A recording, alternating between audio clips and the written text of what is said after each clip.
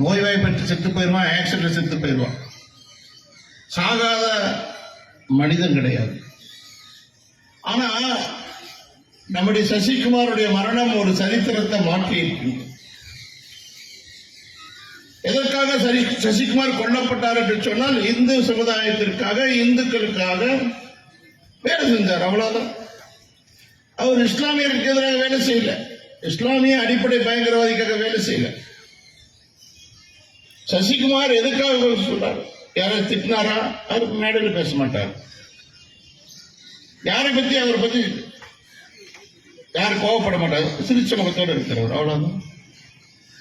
ஆனால் நாமெல்லாம் எதை புரிந்து கொள்ள வேண்டும் என்று சொன்னால், இந்த சம்பவம் எதற்காக ஒவ்வொரு ஆண்டும் அஞ்சலி நிகழ்ச்சி நடத்துறோம் என்று சொன்னால், இனி ஒரு சம்பவம் தமிழகத்தில் நடக்கக்கூடாது, குறிப்பாக கோயவையில் நடக்கக்கூடாது என்பதற்காக தான். இன்றைய தினம் அனைத்து பகுதியில், கோவை மட்டுமல்லாமல் தமிழகம் முழுவதுமே சசிகுமாருடைய இந்த வீர வணக்க நிகழ்ச்சி மிக பிரம்மாண்டமான நடந்துகிட்டு இருக்கு. குறிப்பாக சமூக வலைதளங்கள்ல அதிக அளவில் சசிகுமாருடைய 8 ஆண்டு ஆச்சு. யாரும் மறக்கல, மறக்கவும் மாட்டோம், மன்னிக்கவும் மாட்டோம். நிறைய பேருக்கு புதுசா வந்திருக்க சசிகுமார் பழகல, தெரியல. காரணம் என்ன? ஏன் மறக்க மாட்டோம், மன்னிக்க மாட்டோம் சொல்றோம்னா, ஒரு மரணத்தோட வலி எப்படி இருக்கு அப்படின்னு நம்ம ரமேஷ் அழகா சொன்னார். சசிகுமாருடைய உடல் எடுத்துட்டு போகும்போது எப்படி இருந்துச்சு? இது எந்த விதமான படுகொலை? இஸ்லாமிய அடிப்படைவாதிகளுடைய ஜிகாதி படுகொலை. ஜிகாத் மூலமா கொண்டிருக்கிறான். அவங்க திருக்குறான் வசனத்தில் வரல, ஜிகாத் பத்வா போட்டு ஜிகாத் உடைய படுகொலை. அதுல தெளிவா சொல்றான், உருவ வழிபாடு கொள்பவர்களை காஃபியர்கள். யாரெல்லாம் உருவத்தை கும்பிடுகிறார்களோ, அது இயேசு கிறிஸ்துவாகட்டும், மாரியம்மன் ஆகட்டும், விநாயகர் ஆகட்டும், புத்தர் ஆகட்டும், எந்த உருவத்தை வைத்து வழிபாடு செய்கிறார்களோ அவர்கள் காஃபியர்கள், அவர்களை கொல்லுங்கள் அப்படின்னு நான் சொல்லல, அவங்களுடைய புத்தகத்தில் சொல்லியிருக்கு. அதன் விளைவாக தான் அவருடைய படுகொலை அத்தனை நடந்தது. இத்தனை தமிழகத்தில் நடந்த அத்தனை படுகொலை உலக அளவுக்கு போகவே வரல. பிடரையில் வெட்டுங்கள், அவருடைய விரலை வெட்டுங்கள், மணிக்கட்டோடு வெட்டுங்கள். ஏதோ சசிகுமார் மட்டும் படுகொலை செய்யப்படல. கடந்த சில தினங்களுக்கு முன்னாலே நம்முடைய தமிழகத்தினுடைய எல்லையான கன்னியாகுமரியில் கலிங்காவிலை என்ற செக் போஸ்ட்ல ஒருத்தர். காவல்துறை இந்த இஸ்லாமிய அடிப்படை பயங்கரவாதிகளை கைது செய்யறாங்க, அவங்களை தொந்தரவு பண்றாங்கன்னு சொல்லி காவல்துறைக்கு எச்சரிக்கை செய்வதற்காக, அந்த எச்சரிக்கை செய்வதற்காக அங்க கலிங்காவடை அந்த செக் போஸ்ட்ல ஒருத்தர் உட்கார்ந்து இருக்கிறாரு. அவரை பக்கத்தில் இருந்து மசூதியிலிருந்து எட்டி குதிச்சு வந்து, செவரேறி குதிச்சு வந்து 2 பேர் சுட்டுக் கொள்கிறார்கள். அவர் பேர் எஸ்.ஐ. வில்சன், அவர் கிறிஸ்தவர். அவரை கொல்றாங்க. அந்த கொல்லும் போது துப்பாக்கியில் சுட்டாச்சு, ஆனாலும் அவரை பிடரியால் வெட்டினார்கள், கையை வெட்டினார்கள். இது அவருடைய போஸ்ட்மார்ட்டம் ரிப்போர்ட். அவர் இந்த முறைக்கார் கிடையாது. ஆனால் அவருடைய அடிப்படை பயங்கரவாத இஸ்லாத்துக்கு எதிரானவர் அப்படின்னு சொல்லி அவருடைய ஸ்டேட்மெண்ட் அப்படிதான் இருக்குது. இன்னைக்கு அந்த புலனாய்வுத்துறை, மத்திய புலனாய்வுத்துறை அந்த எண்ணெயை வளர்க்கிறது இருக்குது. இஸ்லாமிய பயங்கரவாதம் இந்து மொழிக்கு மாத்திரமல்ல, இந்து மொழி ஏற்கனவே பல 100 பேர்த்தை பலி கொடுத்து விட்டார். கோயம்புத்தூர்ல முதலாக 1989 ஆகஸ்ட் 31 அன்னைக்கு நம்முடைய மாவீரன் வீரகணேஷை படுகொலை செய்தார்கள்.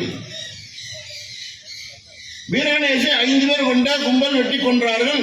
அவர் 4 நாள் 26 வெட்டினாங்க. 4 நாள் கோயம்புத்தூர் நம்முடைய பெரியாஸ்பத்திரியில் இருந்தார். 31 மரணமடைந்தார். அன்னைக்கு மரணமடைந்த பொழுது நம்முடைய ஆத்துப்பால சுடுகாட்டில் வச்சு நம்முடைய ராமகோபால் ஐயா சொன்னார், வீரகணேஷ், நீ புதைக்கப்படவில்லை, விதைக்கப்பட்டாய். நீ சிந்தின ரத்தம் ஒவ்வொன்றும் விதையாக விருட்சமாக வரும் சொன்னார். எப்போ 1989 ஆகஸ்ட் 31 அதனுடைய விளைவு இன்னைக்கு லட்சக்கணக்கான இளைஞர்கள் இன்னைக்கு இருக்கிறாங்க. அந்த விதை விருட்சமாச்சு. தொடர்ந்து வீரசிவா படுகொலை, மேட்டுப்பாளையம் கார்த்திகேயன் படுகொலை, நம்முடைய RSS பொறுப்பாளர் முருகேசன் படுகொலை, கிட்டத்தட்ட நூற்றுக்கணக்கான படுகொலைகள் நடந்தது தமிழ்நாட்டில். ஆனா இந்த அடிப்படை இஸ்லாமிய பயங்கரவாதிகளுடைய செயல் மாறவே இல்லை.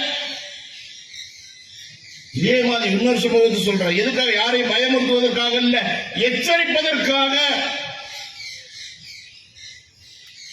கும்பகோணம் பக்கத்தில் திருபுவனம் ஒரு ஊரு, அங்க ஒரு கிராமத்துல போய் இஸ்லாமிய பிரச்சாரம் பண்றாங்க. அந்த கிராம மக்களுக்கு வேலை செய்வதற்காக, அந்த வேலைக்கு ஆளை கூப்பிடுறதுக்காக ஒருத்தர் போறார். ராமலிங்கன் அவர் பேரு. அந்த ராமலிங்கம் போறப்ப மத பிரச்சாரம் பண்ணிட்டு இருக்கிறாங்க, இல்ல இஸ்லாத்துக்கு மாறுன்னு சொல்லி அவர் கேட்கிறார். ராமலிங்கம், ஏங்க இப்படி எல்லாம் பண்றீங்க? எல்லா மதம் ஒண்ணுதானே? அப்ப அவர் சொல்றார், எல்லா மதம் ஒண்ணுயா, அதனால நீ திண்ணி வச்சுக்க, நான் உன்னோட குள்ளா வச்சுக்கிறேன்னு சொல்லி அவர் திண்ணி வச்சு குள்ளா வச்சுக்கிறார். இது சமூக வலைதளத்தில் வருது. அந்த ராமலிங்கம் அந்த சம்பவம் முடிச்சதுக்கு அப்புறம் அவர் சமையல் பாத்திரம் வாடகைக்கு வர்றாரு. வாடகைக்கு விட்டுட்டு திரும்பி வராது. அவருடைய பையனை அவரே இரவு வராங்க. அவருடைய அந்த பிக்கப் வேன், அந்த வேன்ல வராரு. ஒரு 7-8 பேர் வழிமறிக்கிறாங்க. வழிமறிச்சு எப்படி ஒரு இஸ்லாமியனுடைய நெற்றியில நீ திருநீர் வைக்கலாம், எப்படி நீ ஒரு குல்லா போடலாம், எப்படி எல்லாம் ஒன்னா இருக்கலாம் சொல்லி அவர் 2 கைகளையும் வெட்டினார்கள். அவர் அந்த இடத்துல துடித்து அவர் மகன் கண்ணதிலே இறந்து போனார். அவர் இந்து முன்னணி அல்ல, பாட்டாளி மக்கள் கட்சியினுடைய நகர செயலாளர். இன்னைக்கு அந்த வழக்கினுடைய 5 பேரை தேசிய புலனாய்வு முகமை இன்னைக்கு என்னையே தேடுறதா போஸ்ட் ஒட்டிட்டு இருக்கிறாங்க. 5 லட்சம் ரூபாய் பரிசு குற்றவாளிகள் தமிழ்நாட்டில் உழவிக் கொண்டிருக்கின்றார்கள். இது எச்சரிக்கை. நான் எதற்கெல்லாம் இதெல்லாம் இந்த சம்பவம் எல்லாம் சொல்கிறேன் என்று சொன்னால், பல சம்பவங்கள் இன்னைக்கு தமிழ்நாட்டில் அரங்கேற்றிக் கொண்டிருக்கின்றது. நம்முடைய கோயம்புத்தூர்ல கடந்த ஆண்டுக்கு முந்தைய ஆண்டு 2022 தீபாவளிக்கு முதல் நாள் நம்முடைய கோட்டை சங்கமேஸ்வரர் கோயில்ல முன்னாடி ஒரு வெடி விபத்து. காலையில நமக்கு தகவல் வருது. நம்முடைய மாநில தலைவர் சொல்ற, தலைவர் இப்படி வந்துருக்கு, என்னன்னு கேட்டா, ஒரு குண்டு வெடித்து இருக்கின்றது. அந்த குண்டில வெடித்து சிதறி ஒருத்தர் பலியா இருக்கின்றார் அப்படின்னு. அந்த 2 சிலிண்டர் முழுசா நிற்கும். ஆனா எல்லா டிவியிலையும் பத்திரிகையில் என்ன சொல்றாங்க? சிலிண்டர் வெடித்தது, சிலிண்டர் வெடித்தது, சிலிண்டர் வெடித்தது என்று நம்முடைய காவல்துறை வழக்கம் போல திசை திருப்பினார்கள். நாங்களும் சிலிண்டர் வெடித்தது, எங்க பக்கத்து வீட்டில் சிலிண்டர் வெடிச்சு, சிலிண்டர் வெடிச்சா சிலிண்டர் 2ஆ பொழந்து போகும். சிலிண்டர் எப்படி வெடிக்கும்? ஆனா 2 சிலிண்டர் முழுசா இருக்குது. சிலிண்டர் வெடிச்சா 2ஆ தான் பொழந்து போகும் இல்ல. அப்ப என்னென்ன கிடைக்குது? அந்த பார்த்திருக்கிற அந்த வீடியோ டிவியில பார்த்தாக்கா அந்த முழுக்க என்ன வருது? அங்க பாண்டஸ் குண்டு, இவ்வளவு பெரிய குண்டு ஆணி எல்லாம் கிடைக்கும். இன்னும் மாநில தலைவர் அங்க போலாம், என்ன நடந்தது, கோயில் பக்கத்தில் வெடிகுண்டு வச்சிருக்கேன்னா உடனே அங்கிருந்து போக வேண்டாம் சொல்றாங்க. ஏன் போக வேண்டாம்? சிலிண்டர் தான் வெடிச்சது, கோயில் முன்னாடி வெடிச்சிருக்குது, இடத்த யாரும் தெரியல, போய் பார்க்கணும் இல்ல போக வேண்டாம். அந்த அன்னைக்கு அத்தனை அதிகாரிகளும் சிலிண்டர் வெடித்ததாகவே சொல்லிக் கொண்டிருந்தார்கள். ஆனால் அந்த வழக்கினுடைய விஷயத்தில் என்ன நடந்தது? ஜமேஷா முபின் என்கின்ற அவன் ஒரு பயங்கரவாதி. அந்த இடத்துல மனித வெடிகுண்டா இறந்திருக்கிறான். வெடிகுண்டு கொண்டு போது இறந்துட்டான். அந்த கேஸ் உடனடியாக என்ஐஏக்கு போச்சு. என்ஐஏ கிட்டத்தட்ட 10-12 பேரை கைது பண்ணிட்டே இருக்கிறாங்க. பாருங்க, சசிகுமார் கொலை வழக்கில் என்ன சொன்னாங்க தெரியுங்களா? மரக்கடையில வேலை செய்யற ஆளு, கூலி ஆளு, படிக்காத ஆளு, அப்படி செஞ்சுட்டாங்க. ஆனா அவனுடைய வழக்கு இன்னைக்கும் என்ஐஏ கோர்ட்ல நடந்துட்டு இன்னைக்கு வரைக்கும் தண்டனை வாங்கி கொடுக்க முடியல. ஆனா முயற்சி பண்ணிட்டு இருக்கிறாங்க. இந்த வழக்குக்காக 30 கோடி ரூபாய் செலவு பண்ணிட்டு இருக்கிறான். இன்னைக்கு பணம் ஒவ்வொரு சிட்டிக்கு 14 to 35 அந்த வக்கீல்கள் வராங்க, பணம் செலவு பண்றான். இந்த ஜமேஷா முபினுடைய இந்த கார் குண்டு வெடிப்பு இருக்கிறீங்களா, மனித வெடிகுண்டு, சிலிண்டர் வெடிகுண்டு கிடையாது. அவன் வீட்டுல அத்தனை வெடிகுண்டு எடுக்கிறாங்க, இத்தனை மருந்து எடுக்கிறாங்க, அதுக்கு பின்னாடி எல்லாம் எடுக்கிறாங்க. இதுல இதே காவல்துறை பின்னாடி சொல்லிச்சு. யாரை திசை திருப்பதற்காக இந்த வழக்கை நீர்த்து போக செய்ய முயற்சி செய்த அந்த அதிகாரி யாரு? சரி, அந்த ஜமேஷா முபின் யாரு? சாதாரண கூலி வேலை செய்யறாங்க. அவன் ஒரு படித்த பட்டதாரிங்க, இன்ஜினியரிங் பட்டதாரி. இன்னைக்கு தமிழ்நாட்டில் ஒரு அறிக்கை வந்திருக்கிறது. தமிழகத்தினுடைய டிஜிபியுடைய அறிக்கையில வந்திருக்கின்றது. ஒரு பள்ளியினுடைய பேராசிரியர், அவங்களுடைய கல்லூரி நடத்துறவங்க, இப்படி ஒரு கிட்டத்தட்ட ஒரு 13 வழக்கு சொல்லியிருக்கிறாங்க. அத்தனை வழக்கில் இருக்கின்ற இஸ்லாமிய அடிப்படை பயங்கரவாதிகளும் ஒரு இன்ஜினியர் படிச்சுக்கிறான், டாக்டர் படிச்சுக்கிறான், நல்ல படிப்பாளி முஸ்லிம்கள். அப்ப இஸ்லாம் மதத்திலிருந்து இவங்க என்ன கத்துக்கிறாங்க? படிக்காத முட்டாள் செய்யறானா?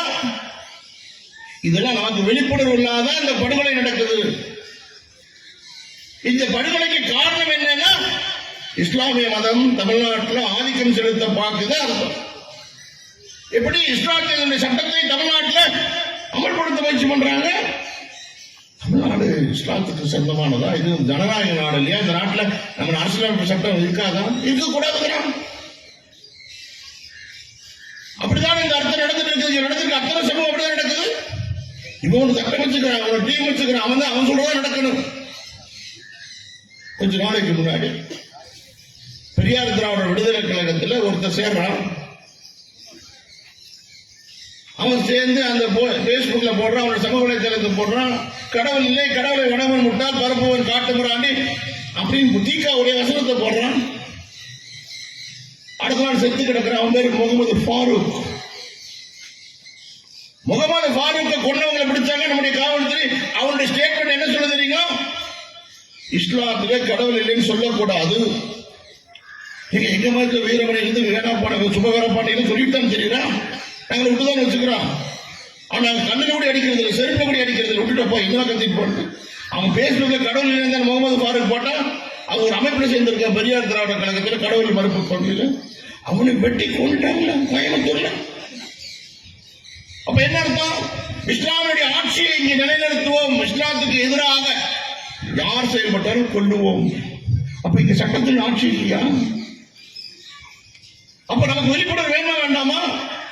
இன்னைக்கு சாதாரண மக்கள் ரோட்ல சுதந்திரமா நடந்து போகணும்னு சொன்னா இந்து மண்ணிக்கான இந்த படுகொலையில தாண்டி தைரியமா ரோட்ல இன்னைக்கு லட்சக்கணக்கான பேர் வந்ததுனால, இந்த இஸ்லாத்துக்கு எதிராக நம்ம நிக்கிறதுனால போக முடியுது. அதனால இந்த கூட்டம் நடத்துறோம். மரணத்தை கண்டு அஞ்சுபவன் இந்து கிடையாது. இன்னைக்கு இருந்தால் வேறு தாய் வயிற்றுல மகனா அடுத்த பிறவில மறுஜன்மம் இந்துக்களுக்கு இருக்குதுங்க. இன்னைக்கு வீரகணேஷ் முதல் இன்னைக்கு சசிகுமார் வரைக்கும் அத்தனை பேரும் வேறொரு தாய் வயிற்றில் வந்திருக்கிறோம். இந்த அதிகாரிகள் தட்டி வச்சு மாட்டுறாங்க, குச்சி வச்சு பண்றாங்க, அந்த டிசி அந்த மாதிரி இருந்தா அதுக்குள்ள பயப்பட்டா இல்லையா?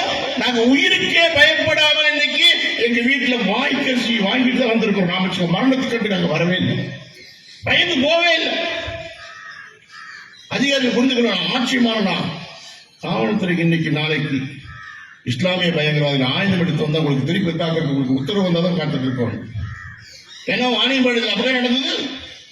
எஸ்பி செந்தில்குமார் அடிச்சு துரத்தி ஓட ஓட விரட்டினாங்க இல்லையா? பெண் காவலர்கள் இஸ்லாமிய பயங்கரவாதிகள் மானபங்கப்படுத்தி துணியெல்லாம் கிழிச்சாங்களா இல்லையா? அதிகாரிகளுக்கு அடிக்க உத்தரவு கிடைச்சதா? கிடையவே கிடையாது. அதனால காவல்துறை புரிந்து கொள்ள வேண்டும். நீங்கள் யாருக்கு நீ கட்டுப்பாடு இருந்துச்சு, யார் மேல வழக்கெல்லாம் போடுறீங்க?